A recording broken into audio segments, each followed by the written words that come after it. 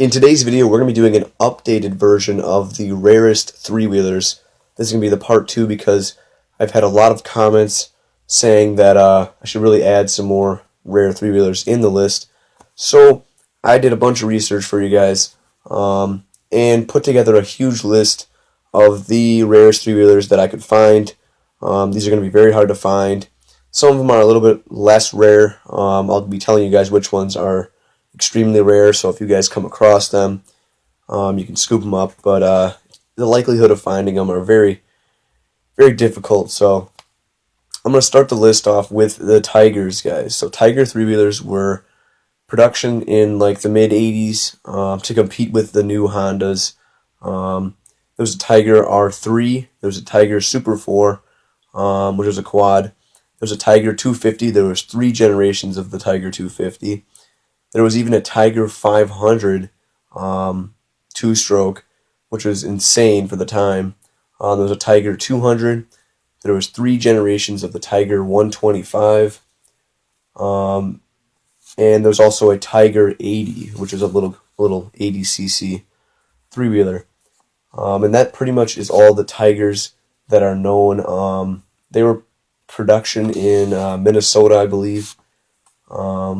And there's very, very few of those models made, and only like the highest of collectors have them, so very difficult to find.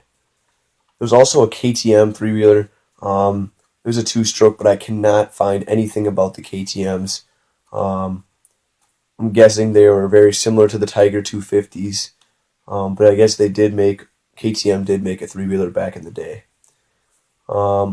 Very similar to the Tiger is the Frank's Rotax. There's a Frank's Rotax and there's a Frank's dual radiator. Both of them were similar to the Tigers. Many people often mistake them for the Tigers.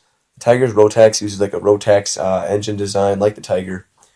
But it was air-cooled. The Rotax was air-cooled unlike the Tigers. And then the dual radiator, of course, had dual radiators.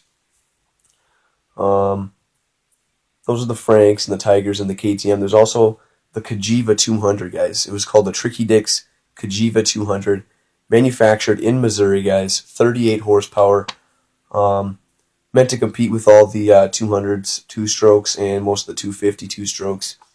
Many people hopped them up, and it was very similar to the Tiger in its day. Very, very difficult to find a Cagiva 200.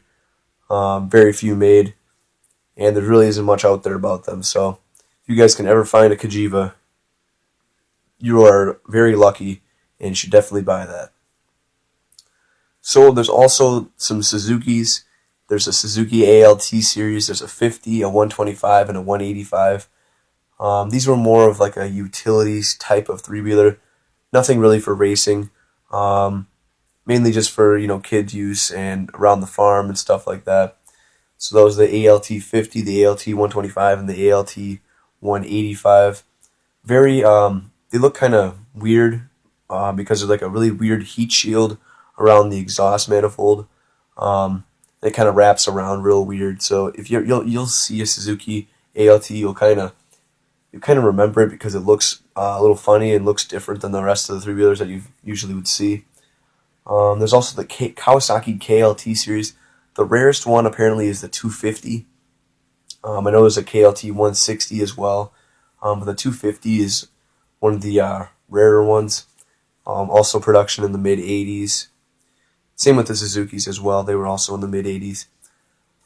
There's also, I made the video about it, about the 350X. There's actually is an 87 350X manufactured. A lot of people said there wasn't, but there is an 87. I did some research, and there is an 87. It might be in Canada, the production or something. But there is an 87. There's also an 87 250R and an 87 200X. The 87 200X, I believe, is the 6-speed model. They do make an 87 250R as well. So there are out there, but the chances of you finding them are slim to none. I know you can get 86s, but 87 does exist, guys. Very rare. So if you ever have a chance to find one, make sure you pick one up. Moving on to the Tri-Z 250. This was made in the mid-80s. Compete with the 250R. Very cool design. They have dual headlights in the front, little bucket headlights. They look really nice. Tries these. They're usually like yellow and black, mainly. But yeah, guys, mainly just compete with the 250Rs in racing. Also, there is the Honda 125M, guys. This is our last one on the list. The 125M was very similar to the 110 Honda ATC, as it was like a same kind of engine, but the 125M had electric start. The 84 to 85 was the 4-speed design with the dual range, high and low. And the 86 to 87, which is the a little more harder to find model, is the 5-speed with reverse electric start for all the models. And yeah, guys, that pretty much concludes the list. If you add in the Tecates from the other video that I made my first part, those would also fall in the category of rare 350Xs.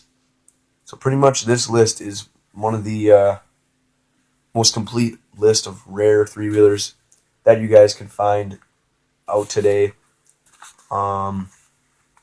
So yeah, I would say if I had to rank them from like the most complete rarest that you can barely find, I would say the Cagivas and the Franks, and then it would move to Tigers, and then like the 87 350Xs and 200Xs. So definitely Cagivas and the Franks on the top of the list. And probably the KTM too. The KTM, I don't even know if they even have more than 20 of those in production. I don't even know. But yeah, guys, that's pretty much it for this video.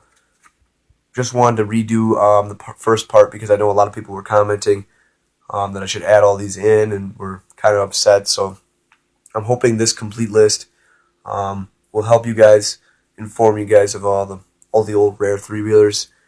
And that's all we got. Thank you guys for watching. As always, hit the subscribe button. Stay tuned to Mickey Mouse Operations. You know we're always uploading some good stuff, fun videos. And I'll see you guys next time.